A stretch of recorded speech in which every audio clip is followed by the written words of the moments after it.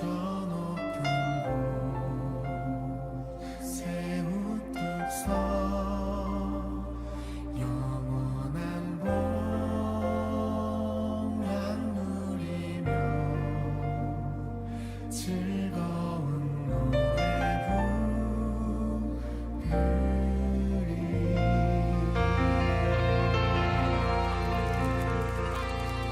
우리에게 천국을 약속하신 주님께 영광의 박수 올려드립시다. 할렐루야. 오늘 이사야 30장 18절부터 26절까지 말씀을 같이 읽었습니다. 이사야 30장 18절부터 26절까지 말씀. 하나님은 어떤 하나님이신가? 하나님은 좋으신 하나님이신가? 악한 하나님이신가? 하나님은 좋으신 하나님이에요. 하나님은 선하신 하나님이에요. 무작정 그냥 좋으시겠지 이런 하나님 이렇게 얘기하는 게 아니고 진짜 선하신 하나님인데, 그런 선하신 하나님을 만나면 그걸 이해할 수가 있어요. 그러니까 하나님은 선하시다 이런 걸 만나면 알 수 있는데, 경험을 해보면, 근데 그 경험을 안 해보면 그냥 말해주는 걸 듣고서 이게 좋으신가 보다 이렇게 아는 거지. 실제로는 경험을 해봐야 돼. 자기들이 하나님 정말 좋으신 하나님이시구나, 우리에게 더 선한 것으로 좋은 것으로 갚아주시기를 원하시는 하나님이시구나, 그런 하나님임을 여기서는 말하고 있는 거예요. 하나님은 다 좋게 해주시려고 하시는 분이다 라고 하는 것을 우리가 알 수 있는데, 어떤 사람은 하나님을 무서운 하나님으로 알 것이고, 어떤 사람은 하나님을 거룩한 하나님, 너무 거룩해서 우리가 접근할 수 없는 하나님 이렇게 생각할 수도 있을 것이고, 그런데 어떤 사람은 하나님을 경험해 보면 하나님 정말 사랑이 많으신 하나님이시구나, 하나님은 좋으신 하나님이시구나, 그런 율법적인 하나님이 아니고 사랑이 많으신 하나님이구나, 그런 걸 깨닫게 되는 거죠.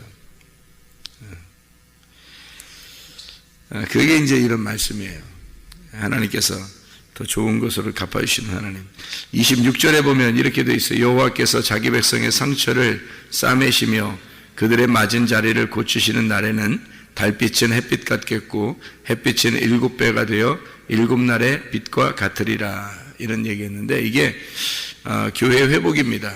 교회 그리스도의 회복, 교회를 회복하시는 하나님, 다시 고치시는 하나님, 이런 말인데, 예수님이 그리스도로, 또 그리스도가 완전한 영으로 되는 이런 내용들을 설명해 주는 얘기예요. 그러니까 이런 얘기 있죠, 여러분. 애굽, 광야, 가나안, 이런 얘기 있죠, 그죠? 그래서 애굽은 광야로, 광야는 가나안으로 들어가야 된다, 그런 얘기처럼 지성소에 갈 때는 뜰을 거쳐서, 성소를 거쳐서 그 다음에 지성소로 가게 된다, 이런 얘기가 있어요. 그것처럼 유전과 전통은 율법으로, 하나님의 법으로, 그리고 율법은 하나님의 진리의 말씀으로 이렇게 바뀌어져 가야 된다는 그런 내용입니다. 그러니까 율법, 우리의 그 돌 성전이, 그러니까 예수 그리스도의 몸 성전으로 바뀌어질 때로 이렇게 변화되는 그런 은혜를 여기서 이제 말씀해 주고 있는 거죠. 여기에 달이라고 하는 게 있는데, 달이라는 게 레바나입니다. 이 레바나는 흰 것, 벽돌을 만들다라는 말이에요. 이 라반에서 나온, 라반이 하얗다는 말이고요. 이게 레베나에서 나오는 말인데, 벽돌, 박석, 제단 이런 걸 쓸 때 하는 말이에요. 그러니까 제단을 쌓는다, 뭔가 더 규격을 딱 이렇게 맞춰가지고 이렇게 고정시켜서 이렇게 보여주는 그런 거를 이야기하는 달. 이게 빛이라고 하는 게 있는데, 햇빛 할 때 해가 하마인데, 이게 뜨거움, 이게 함에서 나온다네요. 뜨거움, 따뜻한, 하맘에서 나온 단어예요. 뜨거워지다, 흥분시키다, 뜨겁게 하다는 그런 말이고요. 이게 빛은 오르입니다. 뜨거운 빛, 그러니까 아주 따뜻한 오르, 빛이다, 이런 얘기인데, 햇빛, 그러니까 달빛이 햇빛 같아진다는 얘기인데, 그러니까 재단에 있는, 그러니까 그냥 벽돌로 만든 어떤 그 흰 것, 이것이 빛으로 변한다. 이제 햇빛, 따뜻한 햇빛으로 변한다. 그런 얘기인데, 이게 또 빛은, 햇빛은 7배가 돼서 7날의 빛과 같으다. 이런 얘기 됐는데요. 7이라는 게 쉐바입니다. 쉐바라는 말은 완전한, 거룩한 숫자예요. 거룩한, 완전한이라는 쉐바고요. 그래서 완전해진다는 의미입니다. 거룩해진다, 완전해진다, 다 이룬다 그 말이고요. 7배가 된다는 그런 말인데, 어느 날 자기 백성의 상처를 싸매시며라고 되어 있는데, 그 상처가 쉐베르, 이게 골절됐다는 의미예요. 그러니까 뭐 뼈가 부러졌다는 의미인데, 샤바르에서 나온 거예요. 하나님이 부셔버리고 파멸하고 찢어버리신 그런 거죠. 그러니까 하나님이 호세아에서도 이러죠. 하나님은 이렇게 찢으시고 다시 싸매시는 하나님이다, 이런 말 하죠. 그죠? 그러니까 사랑의 하나님을 표현할 때 그냥 무작정 우리를 사랑하신다는 게 아니고, 하나님은 우리를 찢으시고 다시 상처를 꼬매주시는 하나님이다, 이렇게 표현을 해요. 그러니까 왜 그렇게 두 가지로 이렇게 표현을 하냐면, 예수님 그냥 하나님 우리를 사랑하신다 이러면 끝나는데, 그게 아니라 상처를 내시고 그 상처를 이제 꼬매주시는 하나님, 그러니까 때리고 상처를 이제 어루만져 주시는 하나님, 뭐 이렇게 꼭 두 가지로 표현을 해요. 사랑이 많으신 하나님을. 그 말은 먼저 하나님이 어떤 하나님이냐면 거룩한 하나님이란 말이에요. 그리고 두 번째 이제 싸매주시는 하나님을 사랑의 하나님이다, 이렇게 표현하는 거예요. 그러니까 하나님의 그 속성이에요. 그 두 가지가. 그러니까 하나는 찢으시고 하나는 꼬매주신다, 이런 거거든요. 그거를 정확하게 알아야지, 그냥 하나님 무조건 사랑이 많으신 데는 오늘 잘 확 찢어버려요. 그러면 하나님이 이럴 수 있습니까? 뭐 이렇게 되는 거죠. 모르니까. 하나님이 왜 그렇게 하는지를 모르니까. 근데 원래 하나님 원래 그러신 분이에요. 원래 그러신 분인데 그거를 잘 모른다는 거예요. 우리가 율법적으로 사는 사람들은 율법이 우리를, 거룩한 율법이니까 거룩한 율법이 나를 찢는 행동을 해요. 근데 그 율법이 하나님이라고. 그러니까 하나님이라는 그 율법이 나를 상처를 내는 것을 하신단 말이에요. 그리고 이제 그것을 하나님의 그 빛이 와서 우리를 치료하시고 우리를 싸매시고, 그런, 이게 사랑의 긍휼의 하나님이란 말이에요. 그러니까 두 가지 속성을 그대로 나타내는 거죠. 그게 마치 성경에서 창세기에 있는 2장과 3장에 있는 에덴 동산 중앙에 선악과와 생명나무가 같이 있는 것과 똑같은 거예요. 이게 그 에덴 동산 중앙에 하나님의 마음이 있다라는 그 마음을 두 가지를 설명한 거예요. 선악과와 생명나무로. 선악과는 선악으로 찢는 행동이잖아요. 그죠? 선악으로 찢는 행동. 생명은요, 덮어주는 행동이란 말이에요. 그래서 하나님은 이 두 가지를 다 같이 가지고 있어서 반드시 상처를 먼저 내요. 그리고 그 다음에 싸매주시는 하나님이란 말이에요. 그걸 호세아가 설명한 거예요. 호세아가 사랑이 많으신 하나님, 이렇게. 그래서 우리들이 잘못하는 거 있으면 그대로 그냥 넘어가시는 하나님이 아니고 반드시 지적합니다. 그리고 선악으로 지적하고요, 율법으로 찢습니다. 그러니까 마음을 괴롭히는 거죠. 그러니까 설교를 들을 때 어떤 사람은 마음이 괴로운 사람이 있을 것이고, 설교를 들을 때 하나님의 그 사랑을 깨닫는 사람이 있을 거란 말이에요. 그런데 둘 다 하나님의 말씀이라는 거죠. 둘 다. 왜냐하면 하나님은 이쪽 어떤 사람에게는 그렇게 자기가 이제 율법적으로 비추어 볼 때, 거울을 비추어 볼 때 자기가 죄라는 것이 드러나게 되면, 그러면 자기 가슴이 찢어질 것이고, 그죠? 근데 어떤 사람은 그 찢어진 가슴을 가지고 하나님 앞에 왔단 말이에요. 그래서 하나님, 내가 정말 이런 죄인입니다, 용서해 주세요. 그러면 하나님은 그 사람을 사랑으로 덮어주실 거라는 거죠. 이게 이제 하나님의 그 속성이에요. 마음, 하나님의 마음. 그래서 상처라고 하는 게 어떤 단어냐면 쉐베르, 골절됐다, 부러뜨렸다, 부셔버렸다는 말이고요. 그게 샤바르에서 파멸시켰다, 찢었다는 그런 내용에서 온 것입니다. 그걸 이제 싸매시며라고 하는 말이요, 하바쉬입니다. 이것을 견고하게 붙들어 맨다, 감싸준다, 이런 말이에요. 그러니까 싸매시며, 그 말은 덮어주는 걸 의미하는 거죠. 덮어준다, 감싸준다, 이런 의미예요. 맞은 것을, 맞은 자리를 얘기했어요. 맞은 마카, 대학살입니다. 하나님이 학살하듯이 아주 죽여버리는 이런 얘기예요. 이게 자리는 마하츠입니다. 때려 부신 장소죠. 깨부시는. 그래서 완전히 깨뜨려서 부셔버리는 이런 얘기입니다. 그러니까 하나님은 그냥 어설프게 넘어가시는 분이 아니라는 얘기죠. 하나님은 정확하게 그 사람을 상처내서 완전히 하나님 자기 자신이 어떤 죽임을 당하는 죄인이라는 걸 발견할 때까지, 아주 그 자신이 완전히 죽었다고 여겨질 때까지 하나님은 그렇게 우리를 때려버리시는 거죠. 그렇게 때려버리시고 대신에 그런 맞은 자리를 고치시는 날, 이렇게 되어 있습니다. 고치신다는 말이 라파입니다. 여호와 라파 할 때 아시죠? 라파, 치료하시는 하나님, 그 치료하다, 온전케 하다라는 말입니다. 우리는 완전한 사람들은 없어요. 하나님같이 완전하진 않으니까 오히려 완전하면 선하게 물들죠. 그래서 선하기라고 하는 것은 완전합니다. 완전이라고 하는 것은 율법과 같고 선악과 같아요. 그래서 하나님만이 완전하시니까 그 완전을 하신 하나님이 우리를 심판하시는 거예요. 심판. 그러니까 사람이 자기가 완전하다고 생각하니까 다른 사람을 비판하고 판단하고 심판하는 거거든요. 그러니까 완전한 사람은 없어요. 이 세상에. 하나님밖에. 하나님만 선악과신데 사람들이 선악과를 먹으니까 사람들을 비판하고 자기들이 판단하고 그러는 거예요. 그게. 자기가 완전하지 않은데도 선악과 먹으니까 자꾸 판단하고 비판하고 그러는 거예요. 근데 이게 그 자체는 하나님이셔야 된단 말이죠. 하나님은 거룩하시고 완전하시고 선악을 분별하시는 판단자, 재판장이시란 말이에요.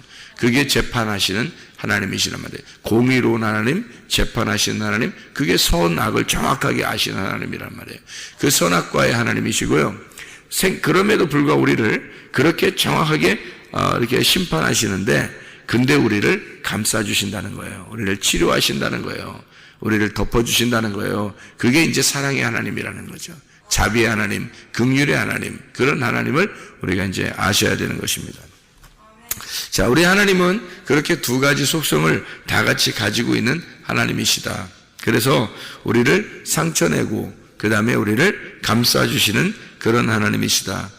완전히 잘라내고 그 다음에 다시 우리를 치료하시는 그런 하나님이시다라고 하는 것을 여기서 이제 말씀해 주고 있는 거죠. 그러니까 성경 하나님께서는 이런 두 가지 속성을 다 가지고 계신 하나님이시다. 그러니까 이거를 뭐라고 그러냐면 이거를 이제 뭐라고 우리가 표현하냐면 여호수아 20장에 나오는 도피성이라고 표현할 수가 있어요. 도피성이라고 하는 그 말 아시죠? 민수기 35장에 26절부터 28절까지의 도피성 얘기가 나오거든요. 도피성. 이게 미크라트라는 단어라고 있죠. 미크라트. 이게 미라고 하는 게 장소를 말하는 것이고 카라트라고 하는 말이 불구로 만든다는 말이거든요. 불구로 만든다. 그러니까 지체 부족한 자를 만든다. 그런 의미인데요. 도피성에 들어가면 언제까지 거기에 있어야 되냐면 대제사장이 죽을 때까지 거기에 있어야 됩니다. 대제사장이 죽을 때까지 거기에 있어야 된다는 말은요, 대제사장이 죄를 용서하시는 분이거든요. 대제사장이. 근데 그분이 죽을 때까지 도피성에 있어야 된다는 거예요. 대제사장이 죽으면 공소시효가 끝나는 거예요. 법이 없어지는 거란 말이에요. 그때까지 우리는 거기에 있어야 된다는 거죠. 도피성 안에. 그럼 그 도피성이라고 하는 게 뭐냐? 불구로 만드는 곳이고 지체 부자유한 자를 만드는 곳인데, 그런 장소인데 우리를 완전히 거기에 들어가면 우리를 완전히 죄인 만든다는 얘기예요. 죄인 만든다. 너 하나님하고 완전히 끊어진 자다. 원래 이런 자다. 그래서 대제사장이 없으면 이 죄인은 대제사장이 없으면 도저히 못 사는 거예요. 그래서 대제사장이 살아있는 동안에 도피성에서 살아가는 거예요. 우리가 죄인인데, 도피성이 지금의 교회인데요, 우리가 죄인인데 교회에서 말씀을 듣고 이렇게 살아가는 거예요. 그런데 이게 대제사장이 죽을 때, 다시 말하면 나의 율법이 끝났단 말이에요. 율법이라는 게 대제사장이 율법 죄인을 이제 그 정죄하는 건데, 그 죄인을 위해서 대제사장이 제사를 드려주는 거란 말이에요. 그 대제사장이 그 죄인을 위해서 죽었단 말이에요. 그러면은 이 율법이 그 죄인의 속에서 완성이 되어 버렸단 말이죠. 율법이 완성이 됐다는 말이에요. 그러니까 완성이 되니까 더 이상 그 율법이 내 밖에서 나를 심판을 못하는 거예요. 대제사장이 죽었잖아요. 대제사장이 죽으니까 더 이상 그 율법이 밖에서 나를 심판을 못하는 거란 말이에요. 그러니까 나는 이제 자유하게 된 거지. 예수 그리스도가 십자가 못 박혀 돌아가신 것이 바로 그것입니다. 대제사장이 나를 위해서 죄를 끝낸 거예요. 그가 죽으심으로써. 더 이상 내가 정죄를 받을 수가 없다는 거죠. 율법으로 정죄를 받을 수가 없는 거예요. 이제는 죄가 뭐냐면 그 예수를 믿지 않는 게 죄예요.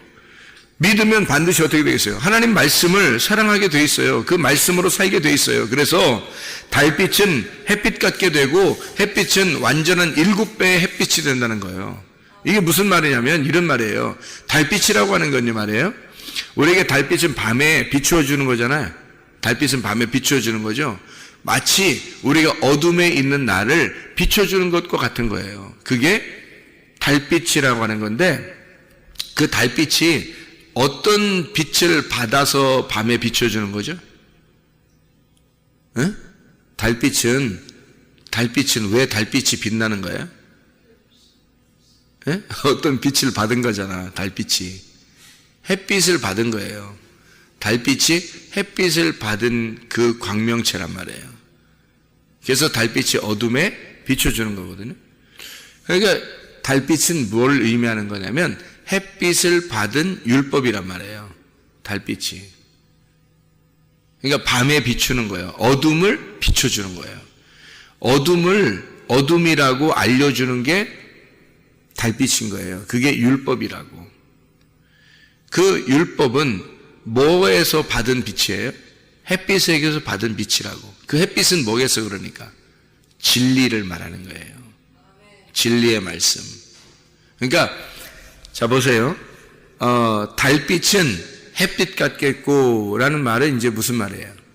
율법은 진리를 깨달았고 이 말이야. 네가 율법 안에 있었는데 율법이 너의 어둠을 비추었는데 근데 그 율법이 진리가 되었다. 네 안에서 진리가 되었다.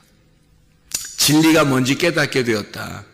네가 율법만 알고 있었는데 율법이 정죄하는 율법인데 그런데 그 율법만 알고 있었는데 네가 비로소 진리를 알게 되었다. 그 진리를 알게 되었는데 그 햇빛이 7배가 된다는 거예요. 7날의 빛과 같이 된다. 이건 뭐예요? 완전한 빛이거든요. 거룩한 완전한 빛이 된단 말이에요. 그러니까 점점 어떻게 해요? 자, 율법은 진리로, 진리는 점점 더 밝은 곳으로 나가서 완전하게 되어진다라는 의미예요. 자, 어떤 사람에게? 하나님이 상처낸 자에게, 율법으로 완전히 부셔버린 자에게 그 사람이 하나님의 진리를 깨닫게 되고 그 진리를 깨달은 사람이 점점 더 완전한 빛으로 나아가게 된다. 그 말입니다. 하나님의 말씀 안에서 여러분이 그 진리를 깨닫고 그 진리 안에서 기쁨으로 살아가는 사람들 되시기를 바랍니다. 기도하겠습니다.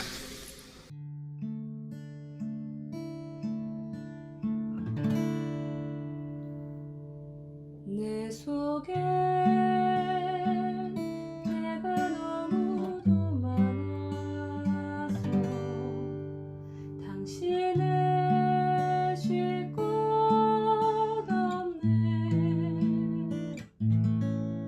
내 속에